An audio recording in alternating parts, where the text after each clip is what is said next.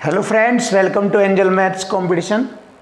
तो फ्रेंड्स, आज की वीडियो स्टार्ट करेंगे बहुत ही ज़बरदस्त और ख़तरनाक मॉक टेस्ट से। और ये हमारा मॉक टेस्ट 12 है और ये यूपी पुलिस 2023 के लिए बहुत ही ज़बरदस्त और रामबाण साबित होगा, जिसमें आप उस एग्ज़ाम से रिलेटेड जो भी क्वेश्चन होगा उसको आप सेकंडों में करेंगे। क्योंकि हमने इससे पहले 11 मॉक टेस्ट करा दिए हैं, उनकी मदद से प्लस इसकी मदद से आप कोई भी क्वेश्चन मिस नहीं करोगे, हर क्वेश्चन आप सेकंडों में उड़ाएंगे। क्योंकि मैं ज़बरदस्त और ख़तरनाक क्वेश्चनों का कॉम्बिनेशन लेकर आया हूं और अब आपके सामने बहुत इजी तरीके से इन सभी क्वेश्चनों का सॉल्यूशन आपके सामने होगा। क्वेश्चन की लैंग्वेज और टैग से इक्वल टू इक्वल कॉन्सेप्ट में खत्म होगा। तो देखिए, पहला क्वेश्चन आपके सामने है। एक विक्रेता 20% की नगद छूट देता है। एक एक अक्षर बताया जाएगा आपको, जिससे कि आप स्ट्रोंग हो जाए। तो छूट हमेशा अंकित मूल्य पर दी जाती है। तो अंकित मूल्य पर 20% की जब छूट दी जाती है तो वह वस्तु 80% में बेचता है। फिर भी उसे 20% का लाभ होता है।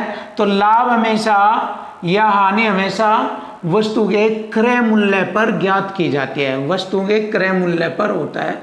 20 का लाभ 100 में जोड़कर लिखेंगे 120%। फिर यदि वह 8 वस्तुओं को, इन 8 वस्तुओं को इधर लिखेंगे, 8 वस्तुओं को 6 वस्तुओं के मूल्य पर बेचता है, 6 वस्तुओं को इधर लिखेंगे, तो वह प्रत्येक वस्तु पर क्रय से कितना प्रतिशत अधिक मूल्यांकित करता है। देखिए, बच्चा जो है यहीं पर ही डिस्टर्ब हो जाता है, क्योंकि क्वेश्चन की लैंग्वेज में ये खतरनाक टैग्स है। इस टैग्स में ही उलझ जाता है और सोचता है कि इसको अब आगे कैसे बढ़ाया जाए। यही तो है इम्पोर्टेंट बात, मेन बात यही होती है। तो अब हम इसको हल कर लेते हैं। देखिए, पूरी डिजिट को एकदम काटने की कोशिश करेंगे। 12 × 96 और 1 0, 960% होता है ये, 960। और ये होता है 8 × 48, 480%। तो यानी कि इस 480 से 960 2 बार कट जाता है ऐसे, 480% और इधर होता है 960%। 480, 48 दूनी 96 ऐसे 2 बार। तो हमने ऐसे ही किया, ये 1 और इधर ये 2 बार कटाइए। अब जैसे कि आप सभी को मालूम है, बराबर का मान अपना है। तो अंकित मूल्य कितना है 2 और क्रय मूल्य हो गया 1। तो यहाँ पर सिंपल लैंग्वेज में लिखेंगे अंकित मूल्य का रेशो 2 और क्रय मूल्य का रेशो हो गया 1। अब हमें मालूम है कि वह अंकित मूल्य को क्रय मूल्य से कितना % बढ़ाकर रखेगा। तो क्रय मूल्य से इसने ये कितना बढ़ाया है, 1 से 2 कर दिया है। तो यानी कि 100% बढ़ गया है ये। देखिए, 1 पर 1 बढ़ा और 1 अपने आप में 100% हो। जैसे देख लीजिए आप, 1 पर 1 बढ़ गया, परसेंट में 100 से गुणा परसेंट का चिन्ह, 1 से मैंने 1 काटा तो 100%। तो अंकित मूल्य क्रय मूल्य से 100% अधिक किया गया है। और यही हमारे क्वेश्चन का आंसर। बहुत इजी तरीके से आप कर सकते हो। तो हमारे क्वेश्चन का आंसर आ गया ऑप्शन बी। अब हम नेक्स्ट क्वेश्चन देखेंगे। जबरदस्त क्वेश्चन आपके सामने, यूपी पुलिस के लिए बेस्ट क्वेश्चन कहलाएंगे आपके लिए। एक महिला ने एक वस्तु को कुछ लाभ पर, अब लाभ नहीं मालूम, तो जब लाभ नहीं मालूम होता है तो 1 मानते हैं, तो कुछ लाभ पर 960 रुपये में बेचा।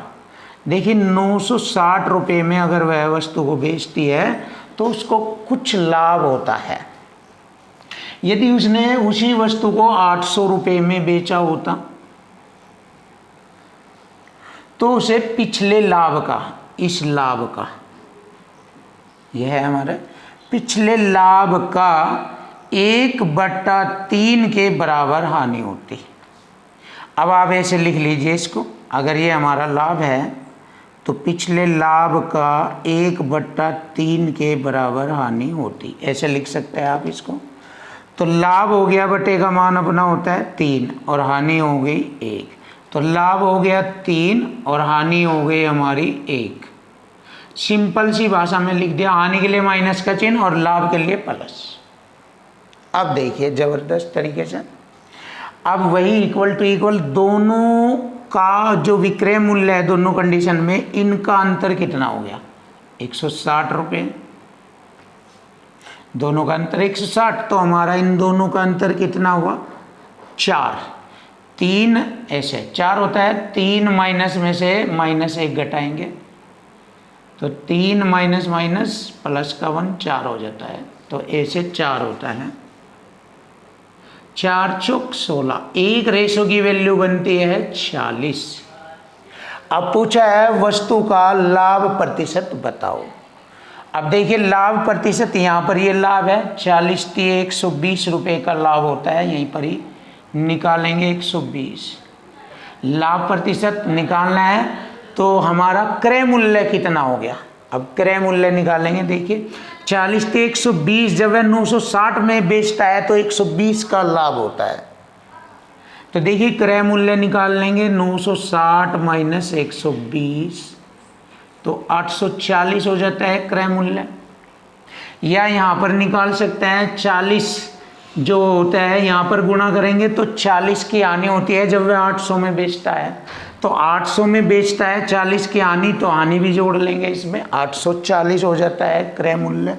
तो यहाँ पर 840 पर हम लाभ प्रतिशत निकालेंगे 12 चौक 48, सॉरी 12 सत्ते 84 है, 12 सत्ते 84, 1/7। तो यहाँ पर 1/7 को हम लिख सकते हैं दूसरी भाषा में 100 से गुणा करके 100/7% का लाभ। और ये हमारा क्वेश्चन का आंसर आ चुका है, 100/7% का लाभ होगा। ऑप्शन डी हमारे क्वेश्चन का आंसर।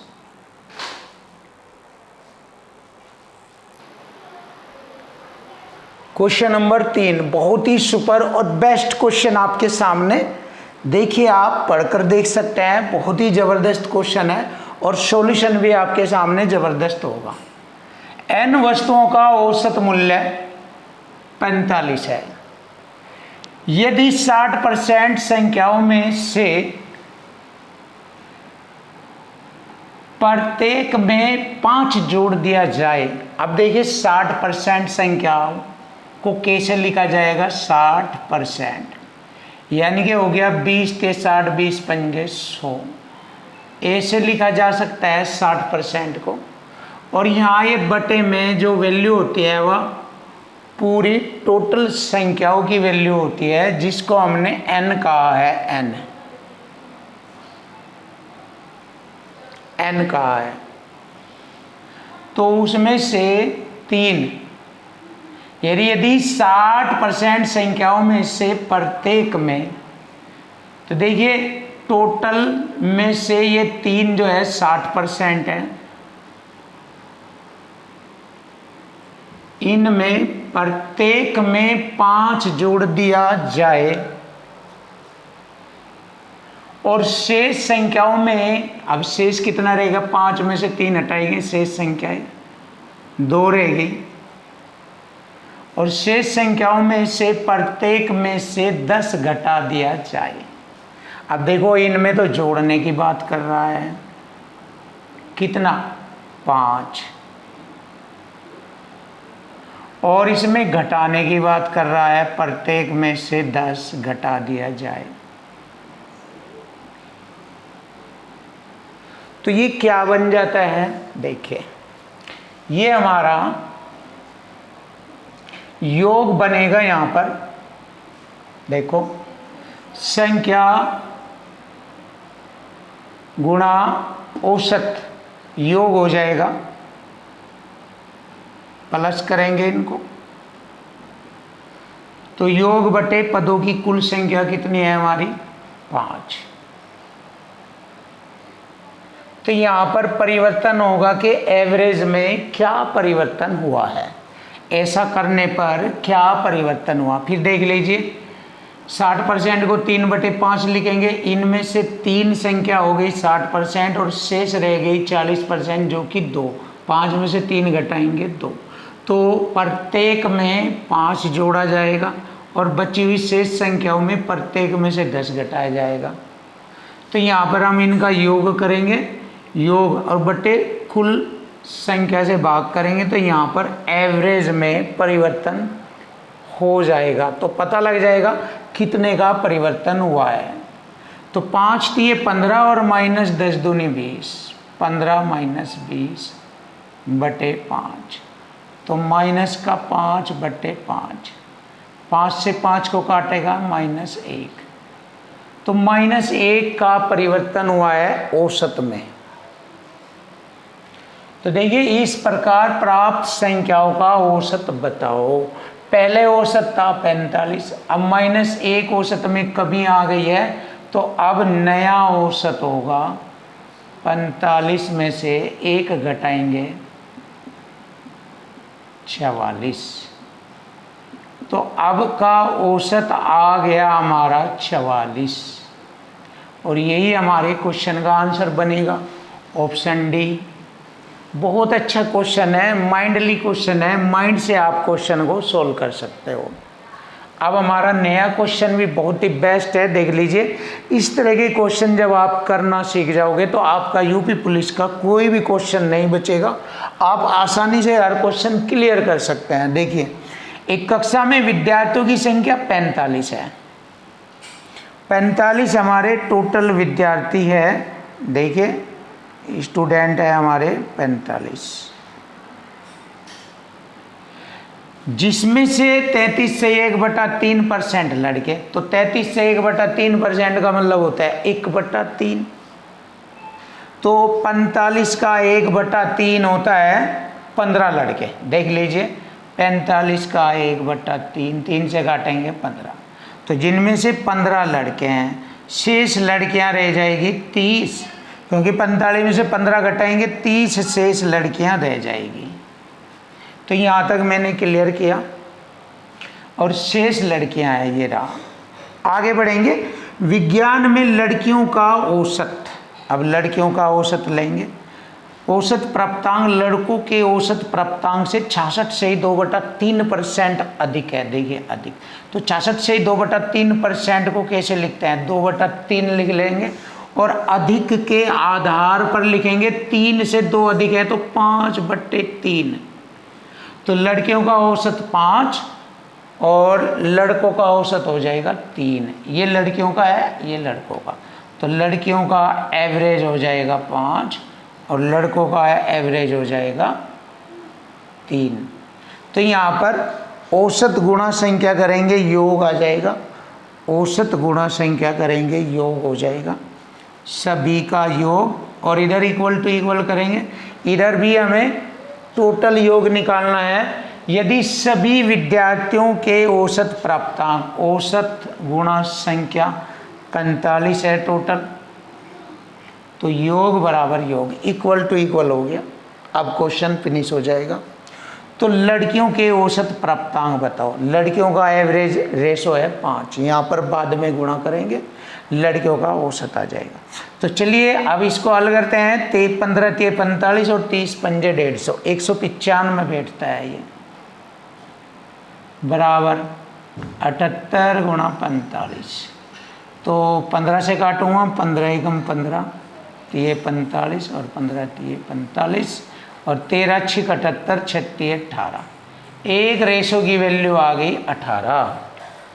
तो लड़कियों के औसत प्राप्तांक, लड़कियों के औसत में 18 की गुणा कर देंगे, तो कितना आ जाएगा, 18 पंजे 90, तो लड़कियों का औसत आ जाएगा 90, और यही हमारे क्वेश्चन का आंसर बनेगा 90।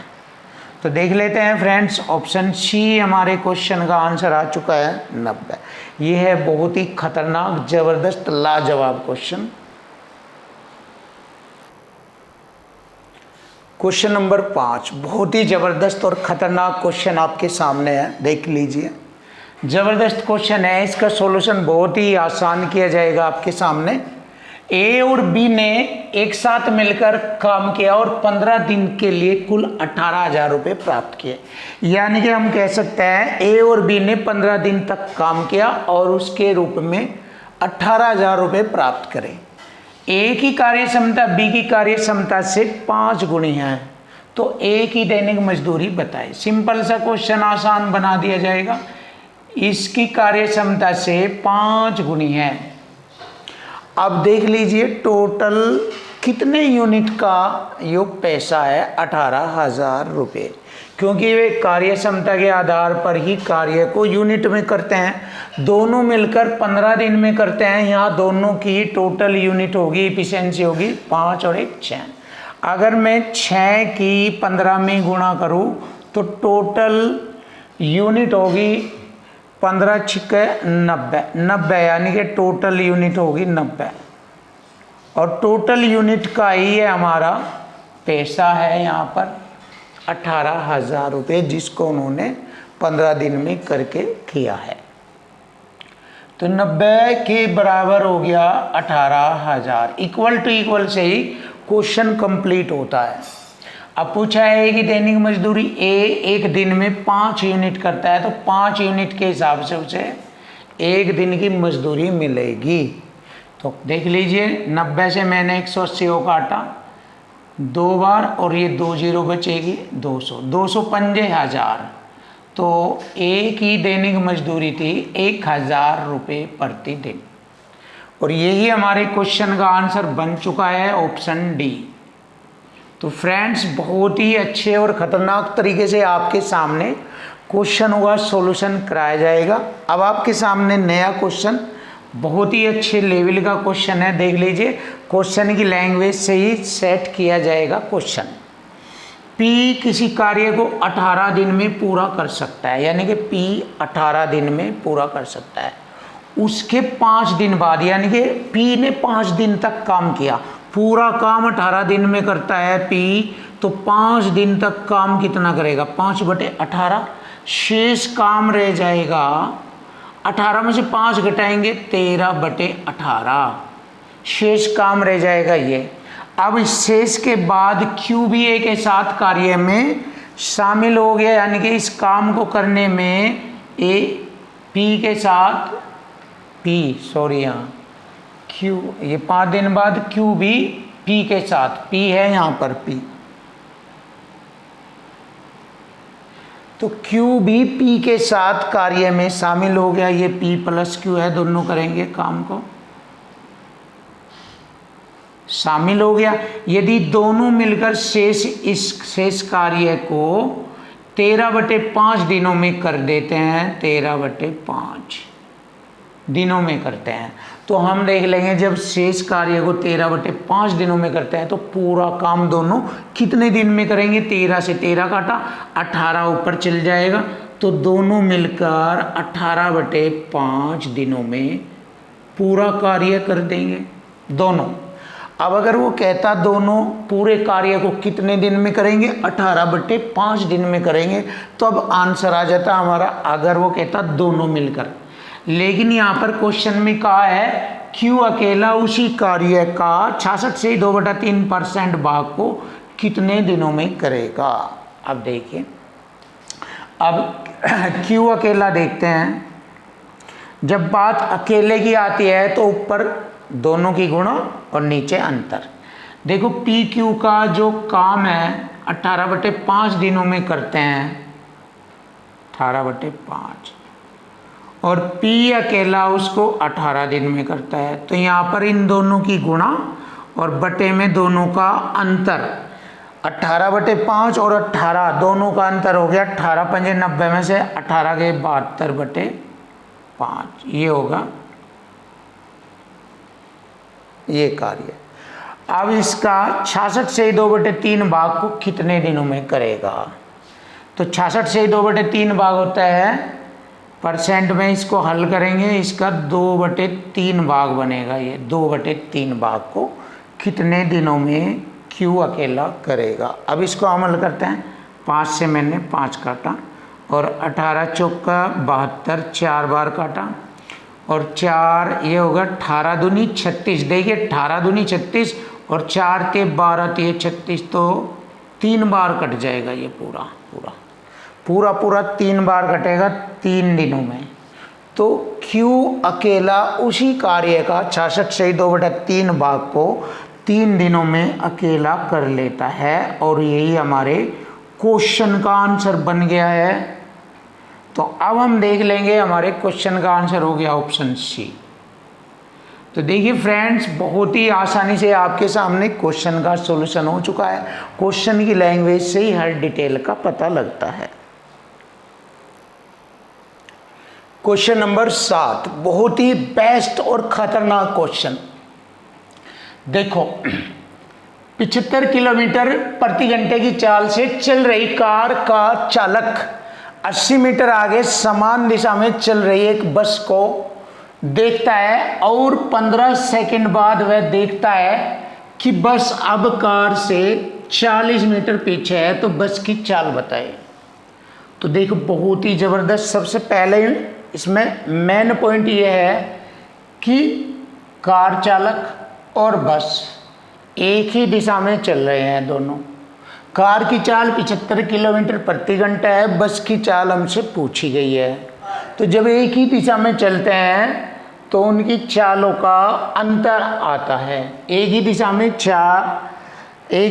चाल घट जाती है, यानी कि चाल का डिफरेंस हो जाता है। तो यहाँ पर मैं यही कार्य करूँगा, दोनों की चाल का अंतर आ जाएगा, ये अंतर। और चाल बराबर होती है दूरी बटे समय। दूरी मुझे मालूम है 80 मीटर आगे थी बस कार से, लेकिन 15 सेकंड बाद वह 40 मीटर पीछे रह जाती है बस। तो टोटल दूरी 80 और 40 120। चाल बराबर दूरी बटे समय 15। अब यहाँ पर हमारी चाल मीटर प्रति सेकंड हो गई है, तो इसे किलोमीटर प्रति घंटा बनाएंगे हम। तो किलोमीटर प्रति घंटा बनाने के लिए 18/5 से मैं यहाँ पर गुणा करूँगा। तो 15 8 120, 18 8 144 बटे में 5, 5 दूनी 10, 4 5 8 40, 5 8 40। इतने ही किलोमीटर प्रति घंटा की चाल का अंतर आया है। तो देखो, दोनों की चाल का अंतर आ गया 28.8 किलोमीटर प्रति घंटा। तो अब हमें बस की चाल निकालनी है। तो बस आ गया क्वेश्चन का आंसर, देख लीजिए। बस की चाल, देखिए कार की चाल में से अगर हम अंतर घटा देंगे तो बस की चाल आ जाएगी। तो 75 में से अगर मैं घटा दूँ 28.8 तो 0.2 बचेगा, और 14 में तो 8 गए 6 में से 2 गए 4, 46.2 किलोमीटर प्रति घंटा।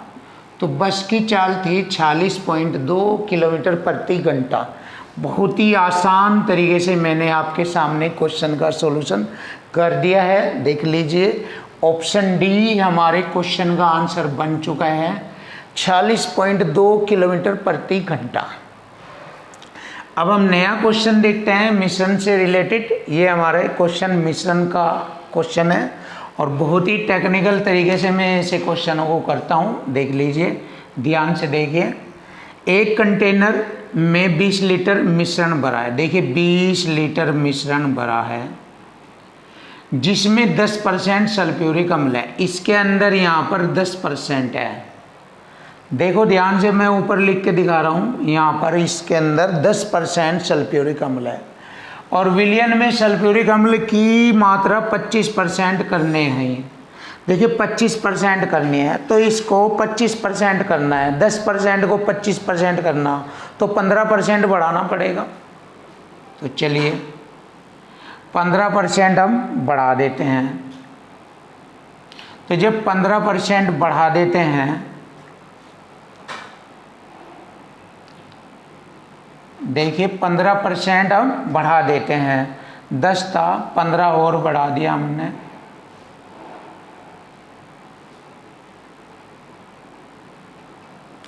तो 15% और बढ़ा दिया मैंने। तो अब इधर कितना हो गया? 10 पहले, 15 यहाँ पर, 25 हो गया।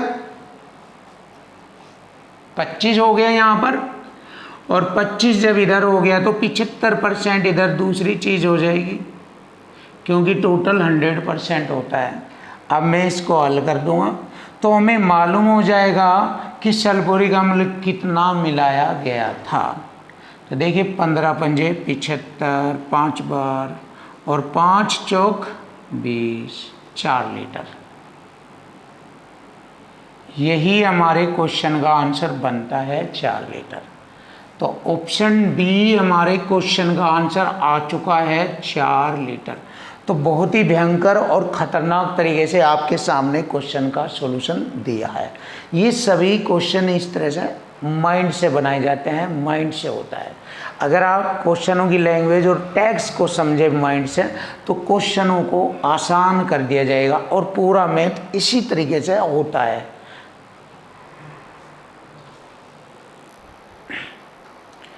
क्वेश्चन नंबर 9 बहुत ही ज़बरदस्त और बेस्ट क्वेश्चन आपके सामने। यदि ए बी सी 3 ऐसी संख्याएं है कि A square plus B square ratio B square plus C square ratio C square plus A square बराबर इनका रेसो 31, 61 और 45 है, तो देखो यहाँ से हम बहुत ही आसानी से ए बी सी का रेसो ज्ञात करेंगे एक्चुअल, और फिर यहाँ पर वैल्यू पुट करेंगे तो हमारे क्वेश्चन का आंसर हमें मिल जाएगा। तो अब हम इन तीनों को जोड़ लेते हैं, ए स्क्वायर 2 बार, बी स्क्वायर 2 बार, सी स्क्वायर 2 बार। तो हम क्या करेंगे, यहाँ पर 2 A square plus B square plus C square बराबर, इन्हें भी जोड़ेंगे इनके मान को, 5, 6 और 1 7। कितना हो गया देखते हैं, कहीं गलत है या नहीं, शायद 31 शायद गलत है, देखता हूँ रेशो में।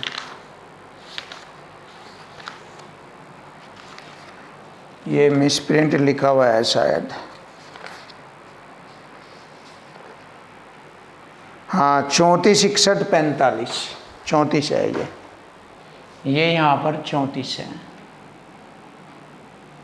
क्योंकि 2 से नहीं कट रहा था इसलिए मुझे मालूम हुआ है ये। तो आप जोड़ लीजिए, देखिए 5, 6 और 4 10, हासिल 1 5 और 3 8 और 6 14, 140 हो जाता है इन सभी का जोड़। 2 से काटेंगे इसको 70 बार, तो यहाँ पर A square plus B square plus C square का आ गया 70।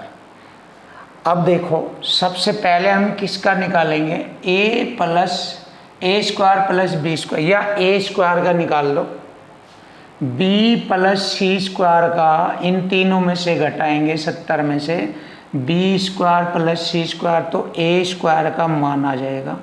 देखो ये रहा, B square plus C square की वैल्यू है 61, तो 70 में से 61 घटाएंगे 9 बचेगा, तो ए बराबर हो जाएगा 3, 3 का वर्ग होता है ना, ये ए की वैल्यू आ गई। इसी प्रकार हम बी स्क्वायर लेंगे यहाँ पर, तो ए स्क्वायर और सी स्क्वायर की वैल्यू घटाएंगे ये 45, तो 25 बच गया है,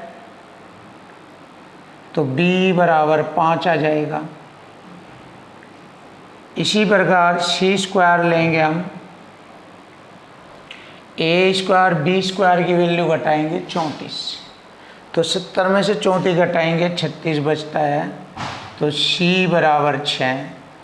तो यहाँ से हमें ए बी सी की वैल्यू मालूम हो गई है। अब ये ए बी सी की वैल्यू यहाँ पर भर देंगे, हमारे क्वेश्चन का आंसर आ जाएगा। बी हमारा कितना है 5, माइनस ए कितना है 3 रेशो, सी कितना है 6 माइनस बी कितना है 5, सी कितना है 6 माइनस ए हमारा 3 है। अब इसको हल करेंगे, 5 में से 3 घटाएंगे 2, 6 में से 5 घटाएंगे 1 और 6 में से 3 घटाएंगे 3, तो 2 1 3। देख लीजिए 2 1 3, ऑप्शन बी हमारे क्वेश्चन का आंसर बन गया है। तो बहुत ही सुपर और ज़बरदस्त क्वेश्चन का आंसर आपके सामने आ चुका है, 2 1 3, यही हमारे क्वेश्चन का आंसर है। अब हम इस क्वेश्चन को भी बहुत ही अच्छे तरीके से करेंगे। कंपाउंड इंटरेस्ट चक्रवृद्धि ब्याज का क्वेश्चन है ये। 50,000 रुपये की धनराशि के लिए 8% वार्षिक ब्याज की दर पर अर्धवार्षिक रूप से चक्रवृद्धि ब्याज। तो देखिए जब अर्धवार्षिक रूप पूछ रहा है तो अर्धवार्षिक के हिसाब से 4% अर्धवार्षिक बनेगी, क्योंकि एक वर्ष की होती है 8%, तो अर्धवार्षिक दर बन जाएगी 4%। अब एक साल में अर्धवार्षिक 2 होती है। कितनी अर्धवार्षिक होती है? 2 अर्धवार्षिक होती है। और इसने पूछा है वार्षिक रूप से चक्रवृद्धि ब्याज, एक वर्ष के ब्याज का अंतर ज्ञात करना है 50,000 रुपये पर। तो देखिए एक वर्ष में चक्रवृद्धि ब्याज हमारा 8% है, तो लिख लीजिए 8% है। अंतर निकालना है ये एक वर्ष का, और ये हाफ ईयरली में 2 हाफ ईयरली 2 अर्धवार्षिक बनते हैं, और 4% प्रति अर्धवार्षिक है। तो यहाँ पर इसका 4 का वर्ग करेंगे 16, 2 अंक छोड़कर दशमलव, 4 दूनी 8। ये दर बनानी होती है कंपाउंड इंटरेस्ट में 2 साल की, ये बनाने की टेक्निक है। यहाँ दोनों का अंतर कितना हो गया?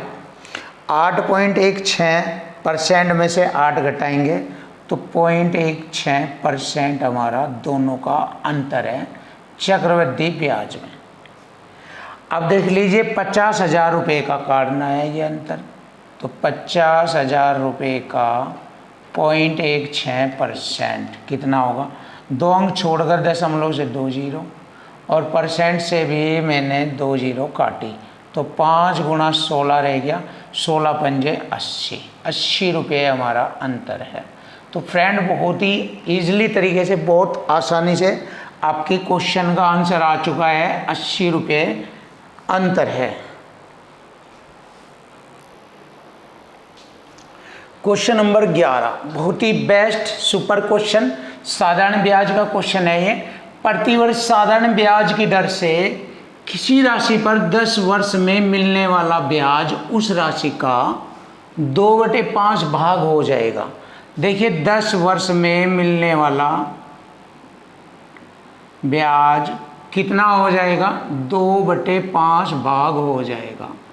तो 2/5 भाग को लिख देंगे हम 20 पंजे 100, 20 दूनी 40% हो जाता है। 2/5 भाग होता है 40%, 10 साल में 40% होता है। तो साधारण ब्याज की दर बताए।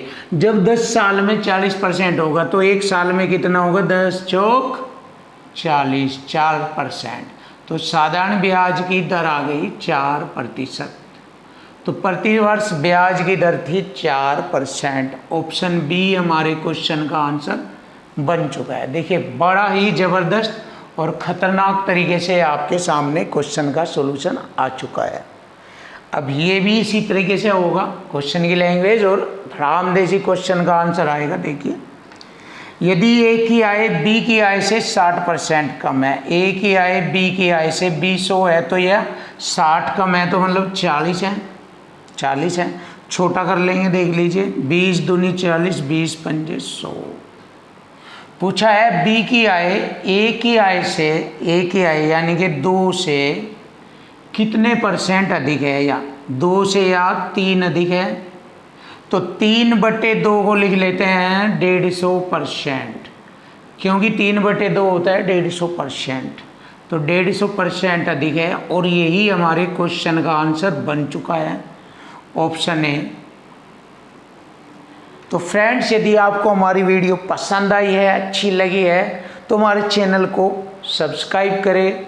और यदि आपको कोई डाउट है या कोई प्रॉब्लम्स है, यदि आपको क्लियर करनी है, तो हमें कमेंट करके पूछिए, आपकी सभी डाउट क्लियर कराए जाएंगे।